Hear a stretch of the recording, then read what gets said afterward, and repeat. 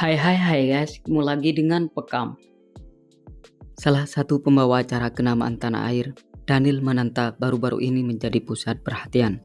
Lantaran dirinya yang beragama Kristen memutuskan bertemu dan berbincang banyak hal, termasuk perihal agama dan keyakinan dengan Ustadz Abdul Somad.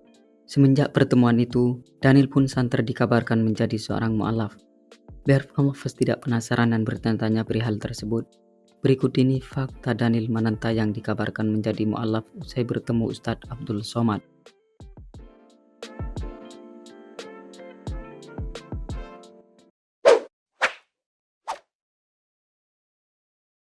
Gosip jadi mu'alaf ramai usai podcast sama UAS. Pada tanggal 3 September 2020, Daniel Mananta mengambil sebuah langkah yang cukup ciamik dengan bertemu Ustadz Abdul Somad. Pertemuan kedua publik figur ini bisa terjadi dikarenakan Daniel yang penasaran dengan kisah perjalanan hidup UAS memutuskan mengundang Ustadz kondang tersebut di program podcast miliknya. Dalam pertemuan itu, Daniel menanyakan banyak hal, termasuk perihal masa kecil UAS, cobaan yang sempat menimpanya di tahun 2019, yakni menjelang Pilpres, hingga perihal agama dan keyakinan. Namun yang tak kalah menarik adalah setelah bertemu UAS, lelaki dengan tinggi badan 1,87 meter ini ramai diisukan menjadi seorang mu'alaf.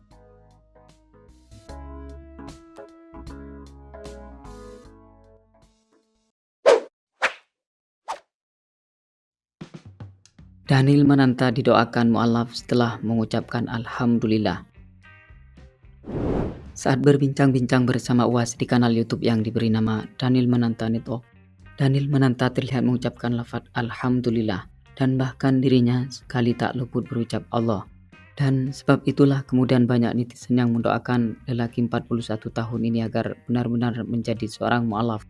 Mendengar hal itu, Daniel pun angkat bicara.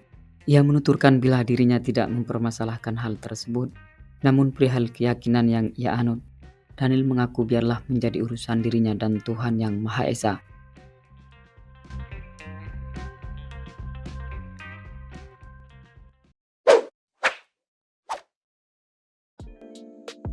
Daniel Mananta non-muslim pertama ngobrol terbuka dengan UAS.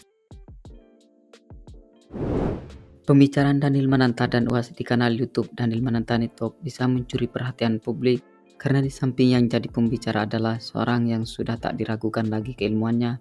Ditambah lagi, Daniel Mananta merupakan seorang non-muslim pertama yang berkesempatan ngobrol secara terbuka dengan Ustadz kondang tersebut. Daniel Mananta bisa tergugah hatinya untuk berbincang-bincang secara langsung dengan UAS karena dirinya mempunyai komitmen ingin menunjukkan bagaimana caranya bertetangga dengan baik dengan sesama sekalipun berbeda keyakinan. Tidak hanya itu saja, pembawa acara berkulit putih ini juga mengatakan bila setelah mengunggah video bersama UAS di kanal YouTube-nya, ternyata lebih banyak yang mendukung daripada yang kontra.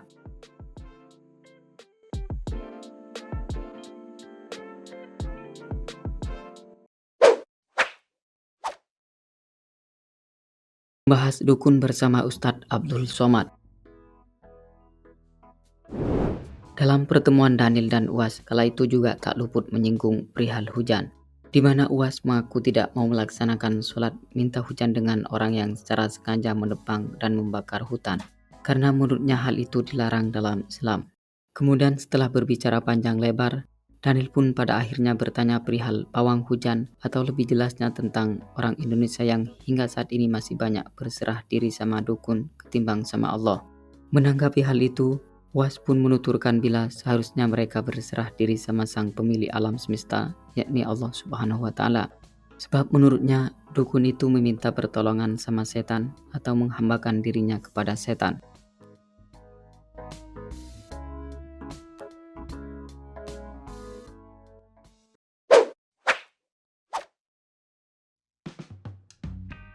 Klarifikasi Daniel Mananta usai digosipkan jadi mu'alaf.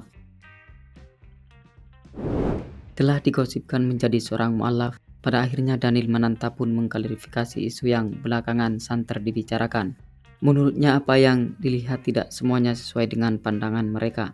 Ia juga menggambarkan bila ada seorang cewek dan cowok sedang nonton bareng, maka dalam benak mereka yang terbersit keduanya sedang berpacaran. Begitupun ketika ada seorang Nasrani bertemu dengan Ustadz, maka akan beredar kabar jika orang Nasrani itu ingin jadi seorang mualaf. Daniel juga menambahkan bila antara dirinya dengan UAS menanamkan yang namanya toleransi, sehingga meski berbeda agama bisa saling menghormati satu sama lain.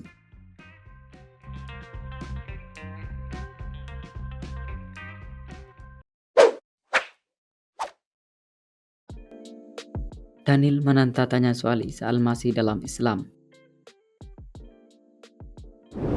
Dalam kesempatan yang langka itu, atau dalam podcast Daniel Tetangga Kamu, pembawa acara tersebut juga bertanya kepada UAS perihal Isa Al-Masih dalam pandangan UAS. Kemudian UAS menjawabnya, bila kami sebagai orang muslim wajib mengimani adanya Isa. Sebab bila tidak percaya dengan Nabi Isa, maka secara otomatis tidak percaya terhadap Al-Quran dan kepada Nabi Muhammad. Tetapi keyakinan orang Islam sama dia adalah sebagai seorang Rasul utusan Tuhan.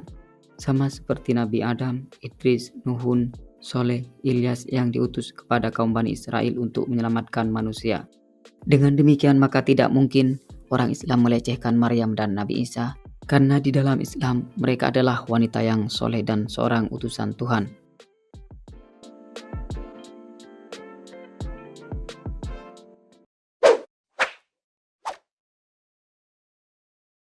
Penjelasan UAS soal jin kafir di salib Yesus ke Daniel Mananta. Dalam kanal YouTube Daniel Mananta Network, UAS kembali menjelaskan perihal jin kafir di salib Yesus.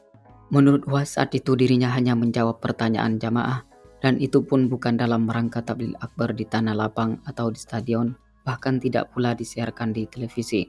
Acara kajian subuh kala itu diselenggarakan secara tertutup di dalam masjid yang hanya dihadiri oleh kaum muslimin. UAS juga menambahkan perihal ceramahnya yang menyinggung soal jin kafir di patung Yesus bisa menimbulkan kegaduhan karena ada orang yang mengedit dan memotongnya agar supaya memperkeruh keadaan. Anehnya lagi ternyata UAS menyampaikan ceramahnya itu sekitar tahun 2015, namun baru disebar beberapa tahun kemudian, yakni bertepatan dengan momen politik yaitu menjelang Pilpres di tahun 2019.